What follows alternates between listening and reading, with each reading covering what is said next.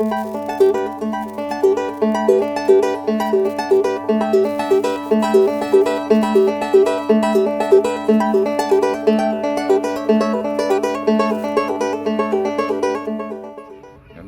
je m'appelle Jean Poncet et je suis né à Marseille en 1949. On est ici au Festival Voix Vive de Sète, où j'ai été poète invité en 2013 et où je suis poète animateur depuis 2016. Je suis poète et traducteur de poésie, essentiellement de poésie roumaine, de temps en temps de poésie anglaise, mais je me sens plus utile en étant traducteur de poésie roumaine parce qu'on est 3 ou 4 en France à produire de la poésie roumaine. Pour l'anglais, il y a quelques milliers de personnes qui peuvent le faire, donc je me sens moins indispensable. J'ai commencé à écrire de la poésie quand j'étais adolescent, je suppose comme tout le monde, des poèmes d'amour un peu désespérés, je l'aime, elle ne sait même pas que j'existe. Et puis plus tard, je me suis dit que peut-être que la poésie c'était autre chose que parler de ses états d'âme et de ses malheurs amoureux, et j'ai commencé à lire de la poésie. Et je crois que les poètes qui m'ont le plus marqué quand j'étais adolescent, c'était les poètes du 19e siècle, Baudelaire, Verlaine, bizarrement peut-être par Rimbaud, qui ne me touchait pas et dont j'avoue qu'il continue à ne pas me toucher. Je reconnais son caractère révolutionnaire pour l'époque, mais je ne suis pas un fan de Rimbaud. Et puis j'ai découvert 2 autres poètes, Saint John Perse et Lautréamont. Et là, j'ai découvert dans Saint John Perse et Lautréamont une musique de la langue, un rythme de la phrase, puisque ce sont 2 poètes qui ne font pas des vers courts, qui ont de grandes envolées lyriques.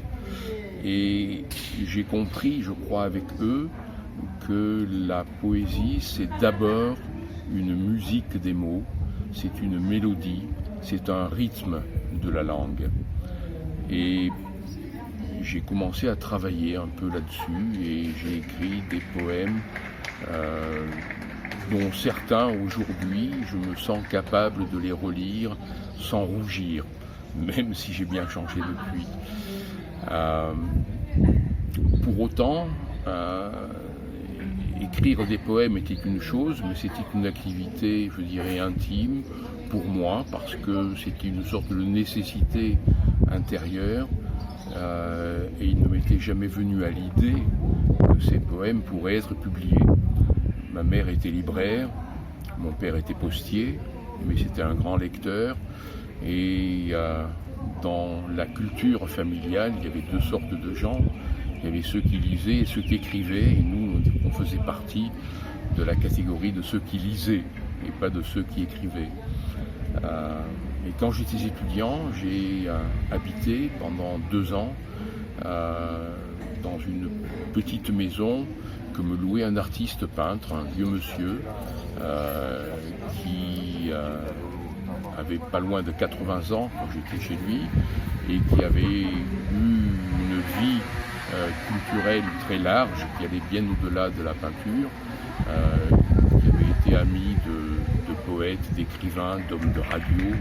Et puis un jour, moi j'étais passionné par ce qu'il faisait, je passais des journées entières dans son atelier à le regarder travailler, et puis un jour on a parlé de poésie, je lui ai dit que j'écrivais, donc il m'a dit montrez-moi ce que vous faites, donc je lui ai donné, il m'a dit c'est très bien, il faudrait le faire publier, je lui ai dit vous croyez? Et il m'a dit oui. Et alors comme j'étais jeune, je ne connaissais rien, et à l'époque il n'y avait pas d'ordinateur, j'ai dépensé une petite fortune en photocopie, j'ai dû faire au moins 30 exemplaires de mon recueil, que j'ai envoyé à tout le monde, parce que là aussi j'y connaissais rien, donc je l'ai envoyé à Gallimard, comme à de toutes petites maisons de poésie. La moitié ne m'ont jamais répondu, l'autre moitié m'ont dit « c'est très bien ce que vous faites, mais vous savez, la poésie, ça coûte cher, il n'y a pas beaucoup de lecteurs, il faudrait participer au coût de l'édition ». Certains mettaient même un petit papier m'expliquant que Proust lui-même avait commencé un compte d'auteur. Et outre le fait que j'avais pas trop d'argent à dépenser, ça me satisfaisait pas du tout, cette idée de payer pour se faire éditer. Je me disais que s'il fallait payer, c'est que n'importe qui pouvait payer, et donc ça n'avait pas vraiment de valeur. C'était pas de l'orgueil, mais c'était l'idée qu'il fallait quand même que je sois reconnu, sinon ça servait à rien. Et puis un jour, j'ai reçu une lettre de Guy Chambellan, qui à l'époque publiait une revue qui s'appelait Le Pont de l'Épée, que je lisais régulièrement, et qui m'a envoyé un petit carton, je l'ai encore, qui commençait par « Cher monsieur, oui, virgule, vous êtes poète ». Là, je suis tombé à moitié évanoui sur ma chaise, et à la fin de la lettre, il me disait « Je publierai votre manuscrit ». J'étais heureux comme un fou. Et en 1974, ce livre, mon premier livre, est paru aux éditions Chambellan sous le titre de Katiouchka. Et je me souviens que je suis allé voir mes parents un week-end avec mon livre, fier comme Artaban. J'ai montré le livre à ma mère qui m'a dit « Et combien ça t'a coûté ?» Il a fallu que je lui montre le contrat pour qu'elle admette que j'avais vraiment été édité à compte d'éditeur. Et elle a ajouté « Et que ça ne te monte pas à la tête ». Voilà, j'ai commencé comme ça. Et puis bien entendu, j'ai continué à écrire. Et là, j'ai eu une deuxième révélation quelques années plus tard. Moi, j'étais professeur à l'université de Grenoble, professeur de linguistique anglaise. Et puis, j'ai commencé à travailler pour le ministère des Affaires étrangères, qui m'a envoyé dans divers pays. Et dans les années 80, j'ai été envoyé comme attaché culturel à Pékin. Et avant de partir donc en Chine, dont je ne connaissais quasiment rien, sauf le fait que dans ma prime adolescence, j'avais été maoïste et membre du parti marxiste et léniniste de France, j'ai commencé à lire dans l'année qui précédait mon départ en Chine tout ce que je pouvais lire sur la Chine, et je suis tombé sur la poésie classique chinoise, la poésie des Tang, poésie du 9e siècle. Et là, ça a été une grande découverte parce que cette poésie use d'une langue extrêmement concentrée. Alors c'est une question de style, mais c'est aussi une question de langue, parce que la poésie classique chinoise est très particulière. La langue chinoise du 9e siècle est une langue très particulière. C'est une langue qui, comme la langue d'aujourd'hui, la langue chinoise d'aujourd'hui ne connaît pas le genre, le masculin-féminin, ne connaît pas le nombre, singulier, pluriel, ne connaît pas de conjugaison. Ça, c'est toujours vrai dans le chinois d'aujourd'hui, mais en plus, dans le chinois classique, les mots pouvaient fonctionner aussi bien comme substantifs que comme verbes, voire parfois comme adjectifs, de telle sorte que la poésie chinoise est une concaténation de caractères, donc qui donne des notions de sens, mais des notions floues, qui peuvent être des noms, des verbes ou des adjectifs, sans aucun mot grammatical pour les relier entre eux.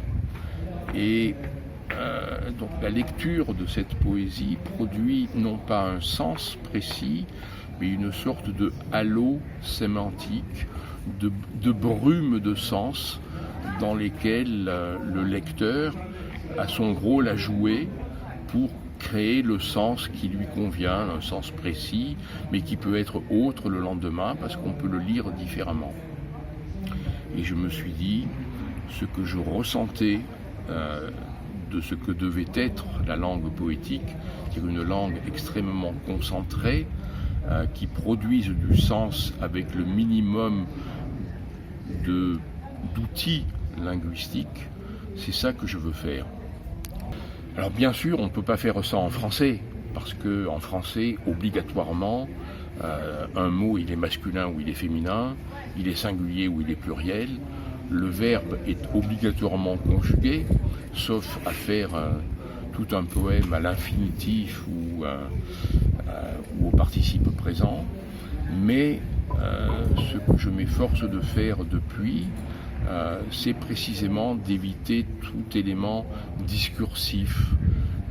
Même si j'ai dit qu'au début, ce qui m'avait influencé, c'était les longues mélodies de phrases de Lautréamont ou de Saint John Perse. Je crois que si une chose caractérise aujourd'hui ma poésie, c'est à la fois une grande concision, une économie linguistique, mais en même temps une musicalité de la phrase. Quand j'écris, je me lis la phrase dans la tête, et il faut que cette phrase-là produise une musique qui me plaît, sans une phrase qui coule bien, une mélodie qui coule bien.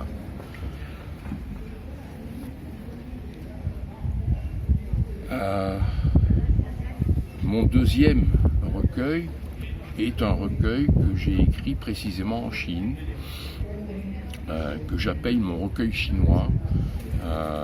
Les Chinois qui l'ont lu me disent qu'il n'a rien de chinois, mais moi j'y vois précisément cette première approche d'une langue extrêmement synthétique. Ça s'intitulait Chemin de Lune.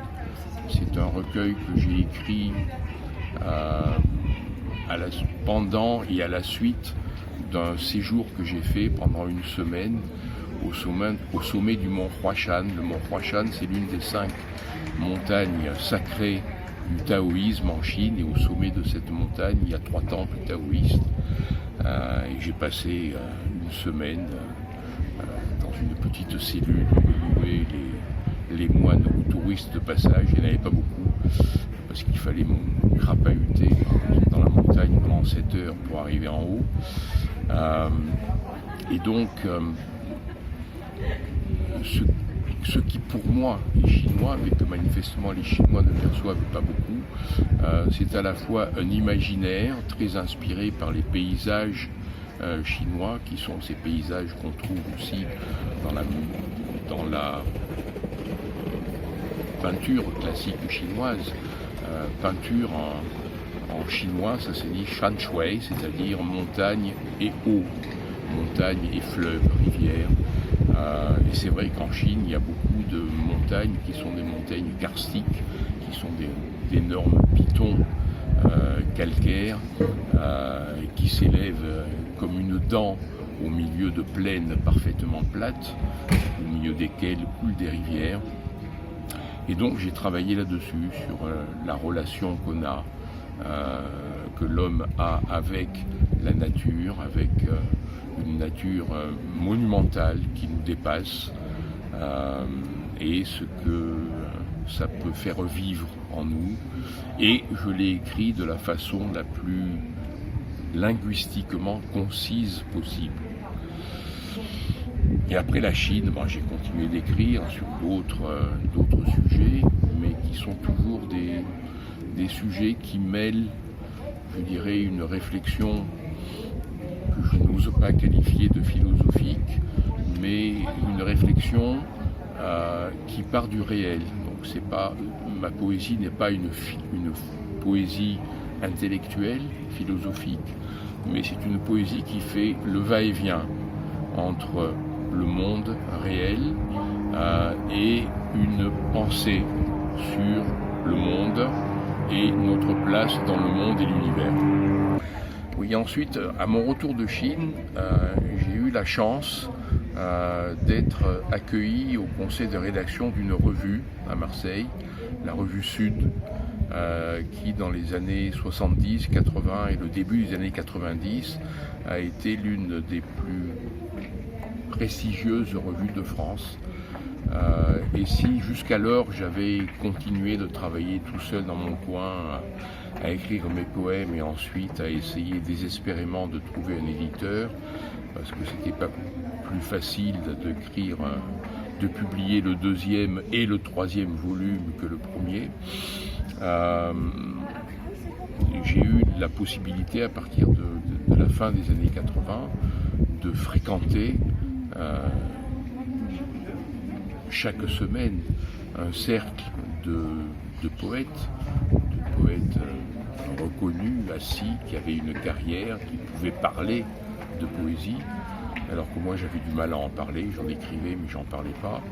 Et puis, comme toute revue, on recevait des dizaines de manuscrits, des dizaines de livres chaque semaine sur lesquels on rédigeait des notes de lecture, et ça m'a ouvert à d'autres poésies que je ne connaissais pas.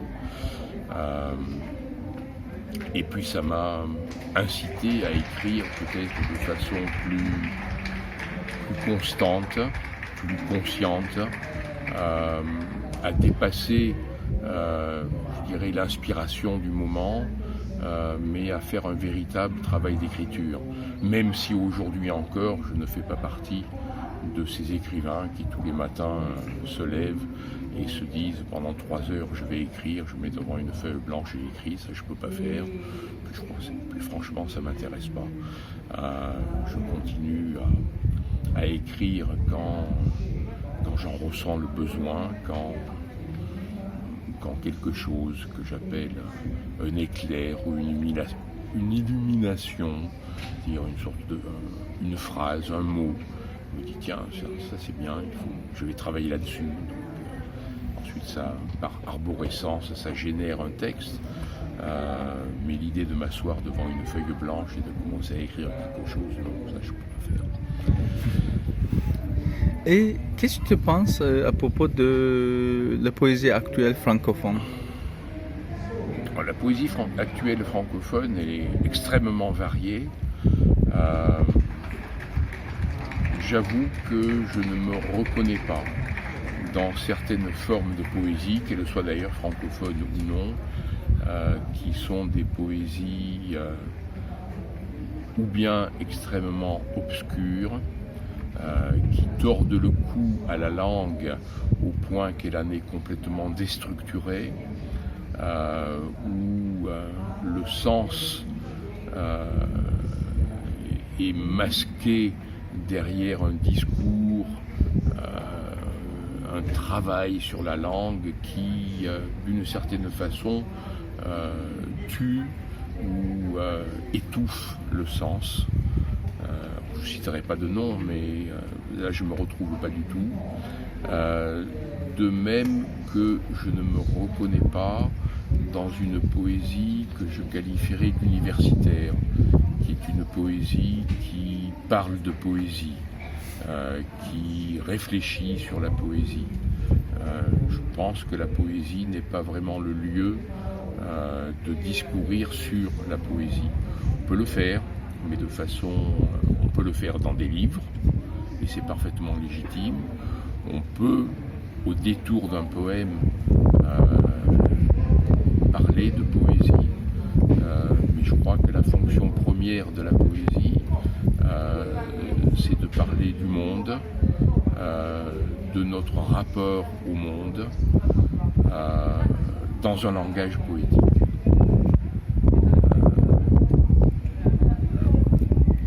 Je crois avoir dit au début que j'étais traducteur de poésie roumaine, et je dois dire que l'une de mes grandes satisfactions à traduire de la poésie roumaine, c'est que c'est une poésie, en tout cas une immense partie de cette poésie est une poésie qui est ancrée dans le réel. C'est dû au fait qu'une bonne partie des poètes roumains sont des ruraux, Ils sont nés dans des villages, certains y habitent encore, et ils ont un rapport à la terre, au réel, que beaucoup de poètes français qui sont nés dans les villes, qui ne connaissent la campagne que quand ils vivaient en touriste, que beaucoup de poètes français non plus. Et moi je crois que c'est très important, en tout cas dans ma vie et donc dans ma poésie, c'est très important de ressentir le fait que nous sommes enfants de la terre, que nous sommes issus de la terre, que nous y sommes attachés par la gravité autant que par la tradition culturelle, et que notre vie se situe entre cet enracinement dont on ne peut pas sortir sauf à mourir comme un arbre qu'on arrache de la terre. Notre vie se passe entre cet enracinement et un ciel et un univers qui lui est infini. Et est-ce que la poésie est un besoin pour les autres? En tout cas, il est un besoin pour certains. Manifestement, il n'est pas un besoin pour d'autres qui ne s'y intéressent pas, qui disent qu'on n'y comprend rien, etc. Mais il y a beaucoup de gens que je rencontre qui sont des lecteurs de poésie et pour qui la poésie est un besoin. Pour moi, la poésie, pour moi comme écrivain, mais comme lecteur aussi, la poésie est un besoin parce que la poésie nous nourrit. La poésie est probablement, contrairement au roman qui raconte des histoires, je crois que la poésie est un moyen, un outil pour dire le vrai et pour dire ce qui est profond en nous et que le roman ne dit pas. Le roman raconte des histoires et la plupart du temps reste à la surface des choses. Mais le vrai, le fondamental, c'est la poésie, en tout cas la bonne poésie qui, à mon avis, est l'outil pour y accéder. Et le vrai est multiple. Il y a mon vrai à moi qui est probablement ce que j'essaie d'exprimer dans ma poésie. Et il est bon aussi de se confronter au vrai des autres. Je crois que ça nous nourrit. Un poème extrait de mon dernier recueil qui est sorti il y a 3 semaines, La vie profonde. C'est un recueil qui est à la fois une réflexion sur la vie et la mort, parce que j'atteins un âge où autour de moi beaucoup de gens, beaucoup d'amis proches, beaucoup de poètes disparaissent. C'est aussi une réflexion sur la poésie.